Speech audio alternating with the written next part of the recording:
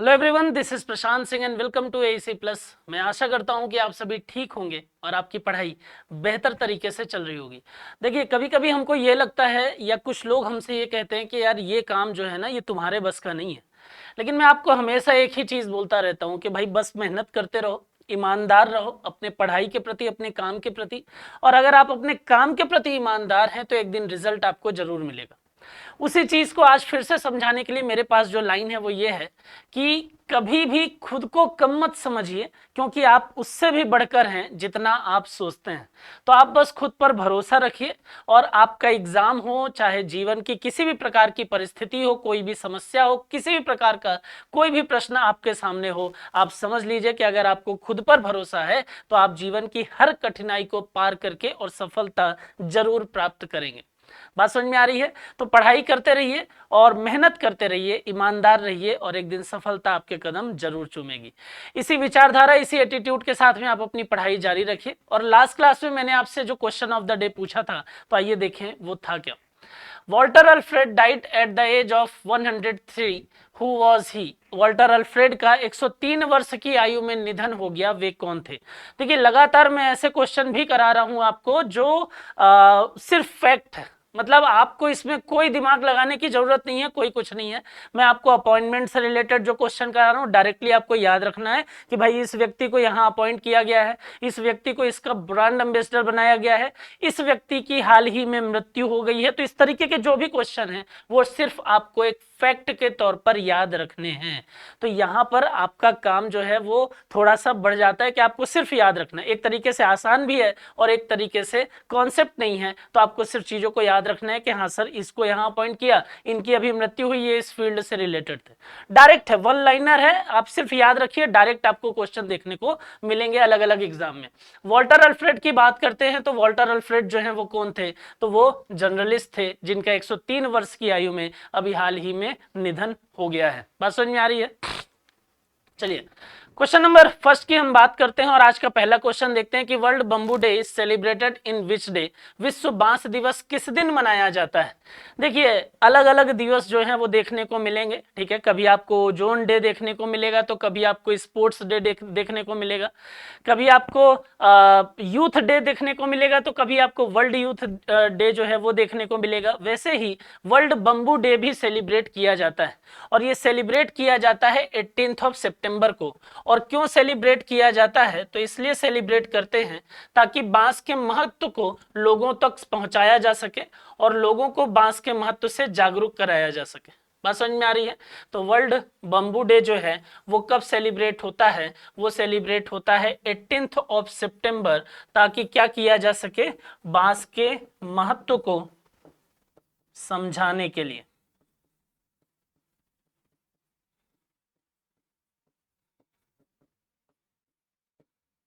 बात समझ में आ रही है? तो याद रखिएगा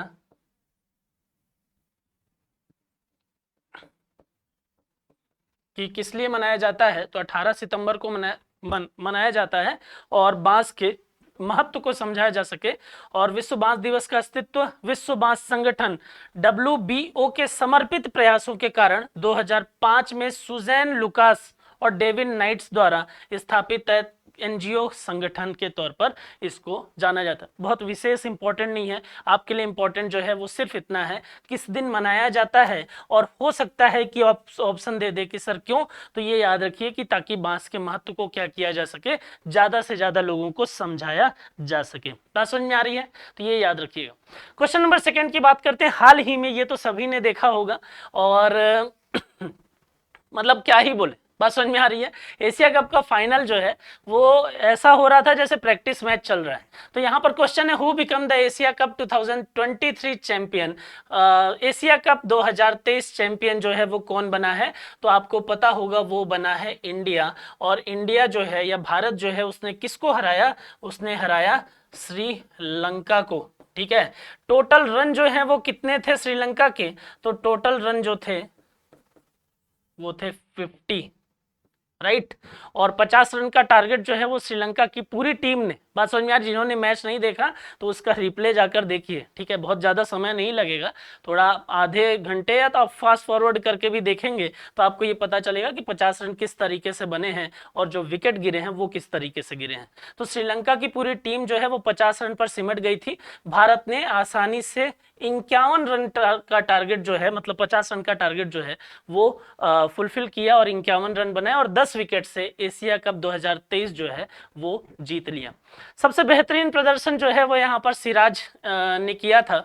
और मैन ऑफ द मैच की अगर हम बात करते हैं तो मैन ऑफ द मैच जो है वो मोहम्मद सिराज को मिला, और मैन ऑफ द टूर्नामेंट की अगर हम बात करें तो वो कुलदीप यादव को मिला था। एशिया कप 2023 मोस्ट रन जो है वो शुभमन गिल ने बनाए, 302 रन बनाए थे। और मोस्ट विकेट जो है वो किसने लिया था, तो श्रीलंका के बॉलर हैं, बहुत ही कम एज के हैं लेकिन बहुत बेहतरीन प्रदर्शन जो है वो अपने मैच में ये दिखाते हैं। एम पथिराना जो है उन्होंने 11 विकेट लिए थे। तो इतनी चीजें जो है वो आपको पता ही होगी, और अगर इससे संबंधित क्वेश्चन आता है तो आप बता भी देंगे। बात समझ में आ रही है? चलिए क्वेश्चन नंबर 3 की बात करते हैं। Who appointed as the chairman of Mastercard India. Mastercard India के नए चेयरमैन जो है वो किसे नियुक्त किया गया है? तो मास्टर कार्ड इंडिया के जो चेयरमैन हैं अगर मैं बात करूं तो ये वही व्यक्ति हैं जो पहले एसबीआई के चीफ थे। कौन बने हैं? तो ये बने हैं फॉर्मर एसबीआई चीफ, जिनका नाम है रजनीश कुमार।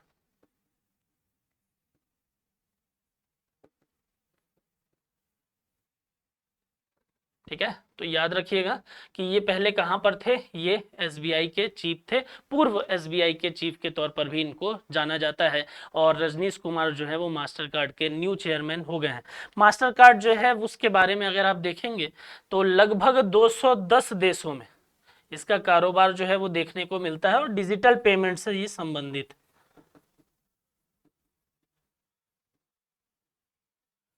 ठीक है, तो ये याद रखिए। क्वेश्चन नंबर 4 की बात करते हैं। क्वेश्चन नंबर 4 बोल रहा है द प्रधानमंत्री विश्वकर्मा कौशल सम्मान योजना, पीएम विश्वकर्मा स्कीम के नाम से भी इसको जाना जाता है, is a new scheme launched by fill in the blank on September 17 2023। प्रधानमंत्री विश्वकर्मा कौशल सम्मान योजना, जिसे पीएम विश्वकर्मा योजना जाना जाता है, 17 सितंबर 2023 को किसके द्वारा शुरू की गई एक नई योजना है। तो यहां पर जब हम बात करते हैं किसकी, प्रधानमंत्री विश्वकर्मा योजना की,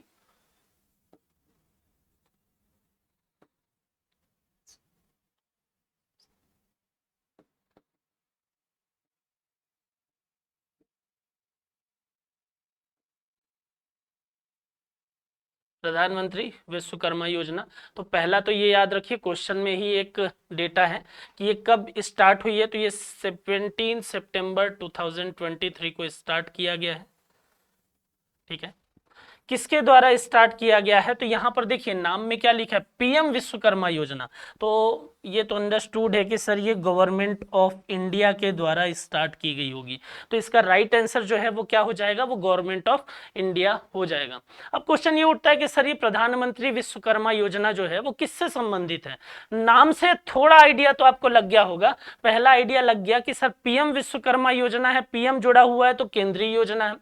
दूसरा इसमें आइडिया लग गया होगा सर ये विश्वकर्मा, तो यहां पर अगर हम बात करें तो यहां पर आप देखेंगे तो पारंपरिक तरीके से अगर आप देखिए तो हस्तशिल्प पर काम करने वाले जो व्यक्ति हैं, अलग अलग फील्ड पर काम करने वाले जो कारीगर हैं, उनको प्रशिक्षण और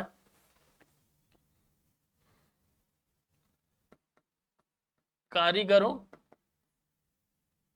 एवं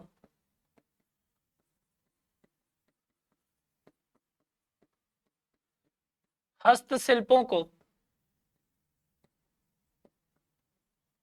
प्रशिक्षण एवं सहयोग या बढ़ावा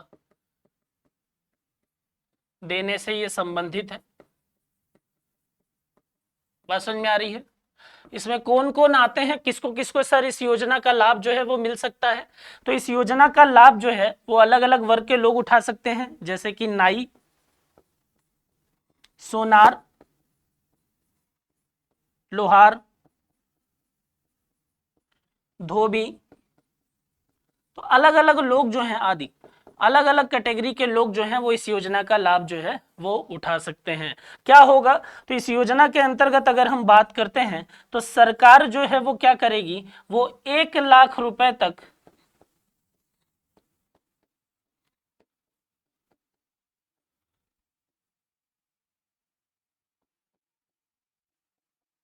ब्याज मुक्त ऋण प्रदान करेगी। पहला पॉइंट तो ये बेहतर पॉइंट है, अमाउंट जो है वो दे दिया जाएगा, इंटरेस्ट नहीं है, आपको सिर्फ प्रिंसिपल लेकर प्रिंसिपल ही कुछ टाइम के बाद में रिटर्न करना है, पहला पॉइंट। दूसरा बोल रहा है कुछ टाइम के बाद, ठीक है, यहां पर याद रखिएगा, आफ्टर सम टाइम 2 लाख रुपए तक का क्या किया जाएगा, ऋण। लेकिन यहां पर ब्याज की दर कितनी होगी, 5% ब्याज जो है वो देना होगा। बात समझ में आ रही है। तो हर चीज के लिए आपको पता ही है कि सर हर चीज के लिए अगर हमको ग्रोथ करना है, किसी भी चीज को हमको बढ़ाना है, तो उसके लिए सबसे अनिवार्य होता है कैपिटल। और उस कैपिटल की रिक्वायरमेंट को गवर्नमेंट ऑफ इंडिया जो है वो इस विशेष वर्ग को कैपिटल की रिक्वायरमेंट को फुलफिल करने के लिए एक नई योजना 17 सितंबर 2023 को लागू करती है, जिसको पीएम विश्वकर्मा स्कीम के नाम से जाना जाता है। 1 लाख रुपए तक का वो क्या करेंगे, ब्याज मुक्त ऋण देंगे, और उसके कुछ टाइम के बाद में 2 लाख रुपए तक का ऋण प्रदान किया जाएगा। और उस 2 लाख रुपए पर जो रेट ऑफ इंटरेस्ट होगा वो कितना होगा, वो 5% की दर से लिया जाएगा। बात समझ में आ रही है। तो ये इसमें आपको याद रखना है। क्लियर है। चलिए, अगर आपसे पूछे कौन किसके द्वारा चालू की गई, तो गवर्नमेंट ऑफ इंडिया के द्वारा चालू की गई है। क्लियर है। चलिए, क्वेश्चन नंबर 5 की हम बात करते हैं। ठीक है, मतलब कभी कभी ऐसा होता है कि कुछ अच्छी चीजों पर भी कुछ लोग जो हैं वो नाराज हो जाते हैं, कुछ लोग बुरे हो जाते हैं, या उनको वो चीजें जो हैं वो बुरी लगने लगती हैं। कुछ ऐसा ही न्यूज जो है वो पाकिस्तान से देखने को मिला है। एक बेहतर चीज, एक ग्रोथ के तौर पर चीजें जो हैं वो दिखाई दी हुई हैं। क्या है क्वेश्चन, वो देखिए, फिर मैं आपको बात बताता हूं। Who become the first miss universe Pakistan 2023, पहली मिस यूनिवर्स पाकिस्तान 2023 जो है वो कौन बनी है। अब यहां पर 4 ऑप्शन है, फातिमा बानो, इरिका रॉबिन, मल्याका अलवी, नरगिस बेगम। यहां पर 4 ऑप्शन आपके सामने हैं। आप माफ करिए, यहां पर देखिए बानो नाम सुनते आपको लगेगा कि यार ये पाकिस्तान से संबंधित हो सकती हैं। रॉबिन सुन के थोड़ा सा कंफ्यूजन हो सकता है, अलवी जो है वो भी कंफ्यूजन पैदा कर सकता है, बेगम जो है वो एकदम श्योर शॉट है कि सर ये पाकिस्तान से संबंधित हो सकती हैं।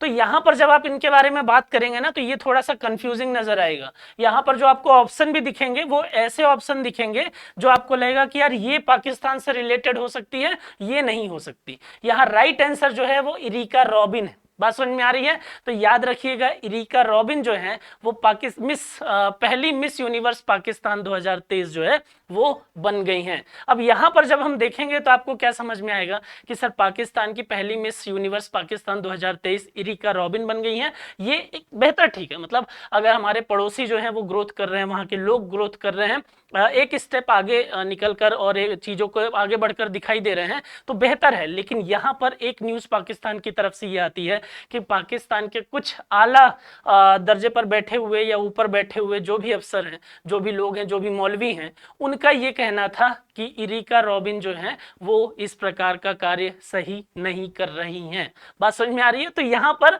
ऐसी चीजें होने पर भी, ग्रोथ होने पर भी लोग जो हैं वो काफी उनकी आलोचना कर रहे हैं, क्रिटिसाइज कर रहे हैं। विवाद उठा था, लेकिन उससे कोई विशेष फर्क नहीं पड़ता, क्योंकि बात जो है वो किसी भी आधार पर नहीं टिकी हुई है, बस आधार के बिना चीजें जो हैं वो देखने को मिल रही हैं। याद रखिए, कराची की मॉडल एरिका रॉबिन जो है वो मिस यूनिवर्स पाकिस्तान 2023 का ताज उन्होंने पहना है, और ये खिताब जीतने वाली वो देश की पहली महिला जो है वो भी बन गई हैं। तो बेहतर चीज है, ठीक है, याद रखिए। क्वेश्चन नंबर 6 की बात करते हैं। क्वेश्चन नंबर 6 जो है वो क्या बोल रहा है, तो क्वेश्चन नंबर 6 बोलता है कि international equal pay day is celebrated in which day, अंतरराष्ट्रीय समान वेतन दिवस किस दिन मनाया जाता है। इक्वल पे का क्या मतलब होता है। इक्वल पे का मतलब होता है कि भाई जैसा काम, मतलब सेम वर्क सेम पे की सिचुएशन है कि अगर एक महिला एक कार्य को कर रही है और एक पुरुष एक कार्य उसी कार्य को कर रहा है, तो ऐसा ना हो कि पुरुष जो है उसको ज्यादा वेतन प्रदान किया जाए और महिलाएं जो हैं उनको कम वेतन प्रदान किया जाए। तो स्थिति जो है वो कुछ इस प्रकार की है। तो उसके लिए यहाँ पर एक डे सेलिब्रेट किया जाता है ताकि लोगों को अवेयर किया जा सके। उसको बोलते हैं इंटरनेशनल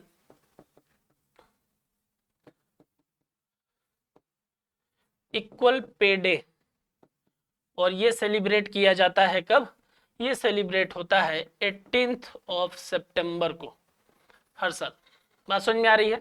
तो ये कब सेलिब्रेट होता है? ये सेलिब्रेट होता है 18th ऑफ सितंबर को। क्यों सेलिब्रेट होता है? मैंने क्या बोला कि सर महिलाओं की स्थिति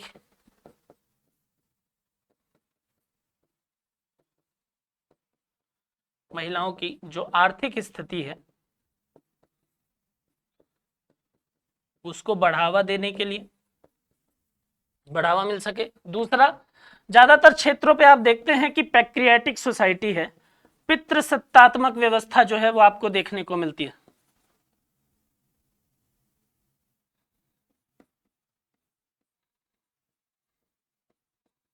पितृसत्तात्मक व्यवस्था में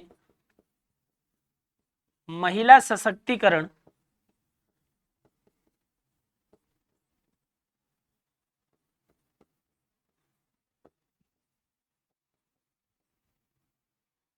एक कदम के तौर पर यह देखा जाता है।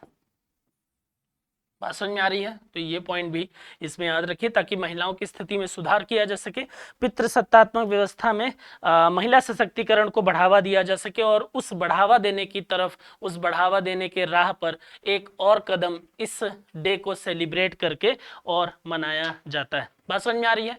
चलिए क्वेश्चन नंबर 7 की हम बात करते हैं। Ashok Leyland signed MOU with which government to set up a bus plant for 200 crore. Ashok Leyland ने 200 करोड़ का बस प्लांट स्थापित करने के लिए किस सरकार के साथ समझौते पर हस्ताक्षर किया?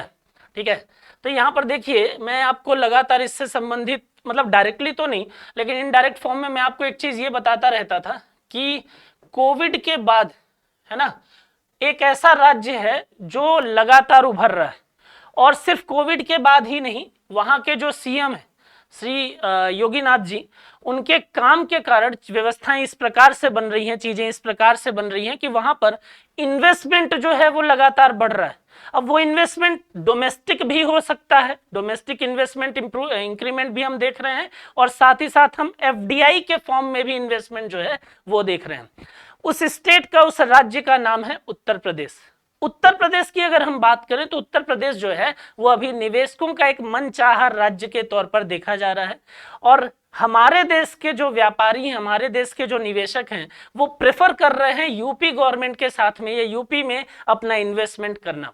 दूसरा, यहां तक ही चीजें सिर्फ सीमित नहीं है, विदेशों से आने वाला जो निवेश है, विदेशी कंपनियों के द्वारा जो भारत में किया जाने वाला निवेश है, कोविड के बाद से बहुत सारी कंपनी ऐसी हैं जिन्होंने चाइना में अपना प्लांट लगा रखा था, लेकिन वहां से वो अपने प्लांट को खत्म करके और वो प्लांट, नया प्लांट के तौर पर इन्वेस्टमेंट जो है वो कहां पर कर रही हैं? वो इंडिया को एक नया मार्केट के तौर पर देख रही है और सबसे पहले वो प्रेफर कर रही हैं यूपी में इन्वेस्टमेंट करना। बात समझ में आ रही है? तो यूपी गवर्नमेंट की अगर हम बात करें और उनकी जो investment and trade related policies की अगर हम बात करते हैं तो उसमें लगातार इंक्रीमेंट देखने को मिलता है। और उस पॉलिसी के बेहतर होने के परिणाम ही ये दिखाई देते हैं कि स्टेट की अगर हम बात करें, राज्य की अगर हम बात करें, उत्तर प्रदेश की अगर हम बात करें, तो वहां पर निवेश लगातार बढ़ रहा है। उसका एक एग्जांपल ये भी है कि बस प्लांट को स्टार्ट करने के लिए वहां पर अशोक लीलैंड ने 200 करोड़ का अगर हम बात करें तो यूपी गवर्नमेंट के द्वारा एक MOU साइन किया है, एक मेमोरेंडम ऑफ अंडरटेकिंग जो है उस पर साइन किया है। और 200 करोड़ रुपए, सिर्फ ये 200 करोड़ रुपए नहीं है, ये आपको याद रखना पड़ेगा, ये 200 करोड़ रुपए जो है वो सिर्फ एक स्टार्टिंग इन्वेस्टमेंट के फॉर्म पे दिखाई दे रहा है। ये पूरा का पूरा जो इन्वेस्टमेंट है ना, वो कितने का है? वो पूरा का पूरा इन्वेस्टमेंट आपको दिखाई देगा 1000 करोड़ रुपए का। तो यहां पर अशोक लीलैंड जो है वो यूपी में कितना इन्वेस्टमेंट करने वाली है? वो करने वाली है 1000 करोड़, जिसमें से उसने स्टार्ट कितने से किया है, स्टार्टिंग में आपको दिखाई देगा कि उसने 200 करोड़ रुपए का इन्वेस्टमेंट जो है वो कहाँ किया है, वो यूपी में किया है। यूपी गवर्नमेंट के साथ एमओयू को साइन उसने किया है। तो इसका राइट आंसर जो है वो क्या हो जाता है, वो उत्तर प्रदेश सरकार हो जाता है। बात समझ में आ रही है? तो यहां पर याद रखिएगा। दूसरा इसमें याद रखिए कि जब हम अशोक लीलैंड की बात करते हैं तो अशोक लीलैंड के जो एमडी और सीईओ हैं उनका नाम है सेनु अग्रवाल। ठीक है, एमडी एंड सीईओ उनका नाम है सेनु अग्रवाल। देखिए कभी कभी डायरेक्टली पूछ लेगा कि भाई बताओ कि एमडी जो है सीईओ जो है वो कौन है, तो आप ऐसे अगर नाम बीच बीच में सुनते रहेंगे तो हो सकता है कि एग्जाम के टाइम में चीजें क्लिक हो जाए, है ना। तो यहाँ पर याद रखिएगा कि ये सेनु अग्रवाल है। क्लियर? और दूसरा भी आप याद रख सकते हैं कि अशोक लीलैंड के अगर हम देखें तो चेयरमैन जो है वो कौन है। ठीक है, तो यहाँ पर याद रखिए धीरज हुंदेजा। ठीक है,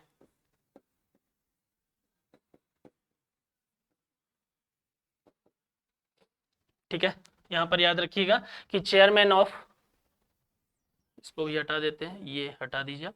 चेयरमैन ऑफ अशोक लीलैंड जो है वो कौन है, धीरज हुंदेजा। ठीक है। क्वेश्चन नंबर 8 की हम बात करते हैं। क्वेश्चन नंबर 8 जो है वो बोल रहा है project Abhinandan is related to which airlines. Project Abhinandan किस एयरलाइन से संबंधित है? प्रोजेक्ट अभिनंदन जो है वो एयर इंडिया से संबंधित है। और ये क्या कर रहा है, इस प्रोजेक्ट के तहत क्या किया जाएगा, तो जो कस्टमर को सर्विसेज प्रोवाइड की जाएगी ना, उस सर्विसेज में कहीं ना कहीं इंक्रीमेंट करने के लिए, ठीक है, जो फैसिलिटी प्रोवाइड की जाएंगी उस फैसिलिटी में इंक्रीमेंट करने के लिए एयर इंडिया ने प्रोजेक्ट अभिनंदन की शुरुआत की है। बात समझ में आ रही है? और इसका मेन ऑब्जेक्टिव की अगर हम बात करें तो इनहांसिंग पैसेंजर सेटिस्फेक्शन। ठीक है, जो मैं आपको बोल रहा हूं कि सर्विसेज को इंप्रूव करेगा तभी पैसेंजर को सेटिस्फेक्शन मिलेगा। तो पहला पॉइंट के तौर पर आप इसको याद रख सकते हैं, इनहांसिंग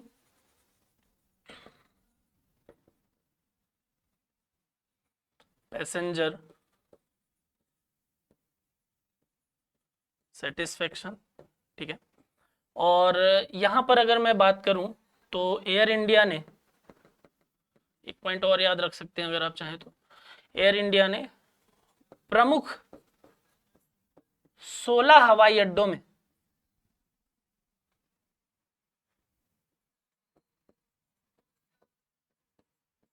ठीक है स्किल एम्प्लॉय जो है वो तैनात किया है। बात समझ में आ रही है?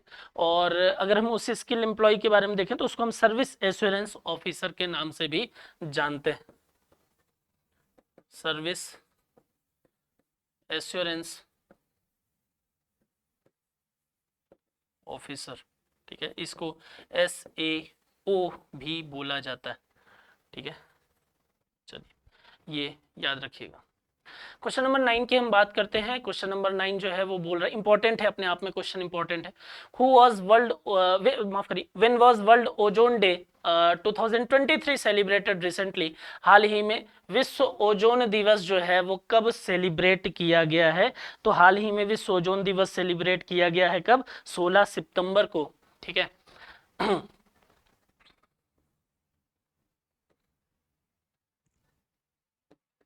वर्ल्ड ओजोन डे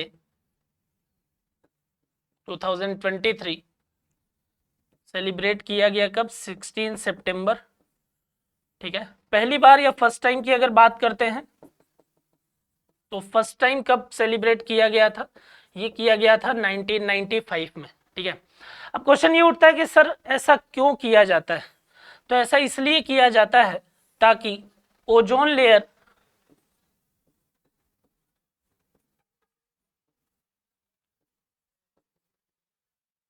की इंपॉर्टेंस जो है, ओजोन लेयर की इंपॉर्टेंस जो है उससे लोगों को अवेयर करा सके। बात समझ में आ रही है? दूसरा, ओजोन लेयर की इंपॉर्टेंस क्या है? तो यहां पर याद रखिए कि ओजोन लेयर ही है जो सूर्य से आने वाली, है ना, यहां पर अगर आप देखेंगे तो सूर्य से आने वाली डायरेक्टली जो पराबैंगनी किरणें हैं, अल्ट्रावायलेट रेज जिसको आप कहते हैं, पराबैंगनी किरणें, उन पराबैंगनी किरणों से पृथ्वी पर सीधे तौर पर आने से और हमारे तक सीधे तौर पर पहुंचने से हमारी रक्षा करती है। पहली चीज ये, अगर मान लीजिए कि सर ये पराबैंगनी किरणें सीधे तौर पर हम तक पहुंच जाएं तो क्या समस्या होगी, क्या दिक्कत उत्पन्न होगी? तो पहला अगर आप देखिए तो स्किन रिलेटेड कैंसर की समस्या जो है वो यहां से उत्पन्न हो सकती है। दूसरा, जलन संबंधी चीजें जो हैं वो हो सकती है, आंखों पे जलन और बाकी चीजें। तीसरा, अगर हम बात करें मोतियाबिंद की समस्या जो है वो भी हो सकती है। तो इस तरीके की आप देखेंगे तो डिफरेंट डिफरेंट जो डिसीज हैं, जो बीमारियां हैं, उनसे आपको सामना करना पड़ सकता है। बात समझ में आ रही है? और इन सभी बीमारियों से हमारी रक्षा करने का काम जो है वो कौन करता है? वो यही ओजोन लेयर करती है। मनाया क्यों जाता है, क्यों सेलिब्रेट किया जाता है? मॉन्ट्रियल प्रोटोकॉल की याद में। बात समझ में आ रही है? तो याद रखिएगा, मोस्ट इंपॉर्टेंट इसमें याद रखिए कि एक ओजोन लेयर से संबंधित अगर आप एक प्रोटोकॉल याद रखना चाहते हैं तो एक प्रोटोकॉल याद रखिए, मॉन्ट्रियल प्रोटोकॉल। ठीक है, ये नाम आप जरूर याद रखिए।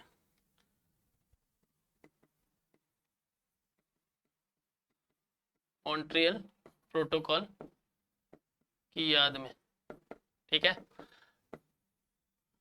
नेक्स्ट क्वेश्चन आता है कि सर इसमें थीम क्या थी? तो इस बार की जो थीम थी, जो 2023 की थी, वो थी Montreal protocol fixing the ozone layer and reducing climate change. बात समझ में आ रही है? तो जिस तरीके से हम लगातार ओजोन लेयर पर नुकसान पहुंचा रहे हैं, ओजोन लेयर पर छिद्र जो हैं वो देखने को मिल रहे हैं लगातार, उसके कारण भी हमारे जो क्लाइमेट है उसमें चेंज देखने को मिल रहा है और डिफरेंट डिफरेंट डिसीज जो हैं वो अल्ट्रा वायलेट रेस के द्वारा हम तक पहुंच रही हैं, उनके माध्यम से वो भी हमको देखने को मिल रहा है। बात समझ में आ रही है? तो ये लोगों को इसके लिए जागरूक करने के लिए भी यहाँ पर आप देखेंगे कि चीजें की जाती है। क्वेश्चन नंबर 10 की हम बात करते हैं। Government received 1487 crore in dividend from which company. सबसे पहले तो आपको यह पता होना चाहिए डिविडेंड क्या होता है, लाभांश क्या होता है। तो लाभांश का मतलब होता है लाभ का अंश किसी भी कंपनी में। ठीक है, किसी भी कंपनी में आपके जितने परसेंट के शेयर हैं, आपको उस कंपनी में अगर हम बात करें, किसी भी कंपनी में आपके जितने परसेंट के शेयर हैं उस कंपनी में आपको उतने परसेंट का प्रॉफिट का हिस्सा दिया जाएगा और वही प्रॉफिट जो है वो डिवाइड हो जाएगा तीन अलग अलग, यहाँ पर तीन अलग अलग पार्ट में। 60% के शेयर वाले को अगर मान लीजिए 200 का प्रॉफिट हुआ है, 200 रुपीज का, तो यहाँ पर 120 रुपीज जो है वो दे दिए जाएंगे। 10% वाले को 20 रुपीज दे दिए जाएंगे और 30% वाले को 60 रुपीज प्रदान कर दिए जाएंगे। तो यहाँ पर हुआ क्या, यहाँ पर प्रॉफिट का पार्ट जो है वो शेयर के वेटेज के आधार पर डिवाइड कर दिया गया और प्रॉफिट का ये जो पार्ट है इसी को आप क्या बोल देते हैं, पार्ट ऑफ प्रॉफिट, या इसी को आप डिविडेंड के नाम से भी जानते हैं। भारत सरकार को हाल ही में 1487 करोड़ रुपए का लाभांश या डिविडेंड प्राप्त हुआ है। किस कंपनी के द्वारा प्राप्त हुआ है? तो एक महारत्न कंपनी है जिसका नाम है एनटीपीसी। कौन सा दर्जा मिला है इसको? तो महारत्न कंपनी का दर्जा मिला हुआ है। बात समझ में आ रही है? तो एनटीपीसी जो है वो इसका राइट आंसर है और एनटीपीसी के द्वारा ही अगर आप देखेंगे तो यहाँ पर भारत सरकार को 1487 करोड़ रुपए का डिविडेंड जो है वो प्राप्त हुआ है। क्लियर? एनटीपीसी के बारे में कुछ बेसिक चीजें अगर आप देखिए तो इसका एस्टेब्लिशमेंट हुआ है 7 नवंबर 1975 में, न्यू दिल्ली में इसका हेडक्वार्टर है और सीएमडी के तौर पर अभी गुरदीप सिंह अपॉइंट क्या, अभी वहां पर कार्यरत हैं। तो ये आज के हमारे 10 क्वेश्चन थे। आपके लिए जो क्वेश्चन ऑफ द डे है वो ये है, Gita Mehta passed away recently, who was she? Gita Mehta का हाल ही में निधन हो गया है, वो कौन थी? तो फटाफट ढूंढिए और न्यूज में बनी हुई है, थोड़ा न्यूज भी देखिए, पेपर पढ़िए और आपको इसका आंसर जो है वो मिलेगा। नहीं मिलता हम अगली क्लास में इसके बारे में बात करेंगे। बाकी आप पढ़ाई करते रहिए, खुश रहिए। Thank you so much.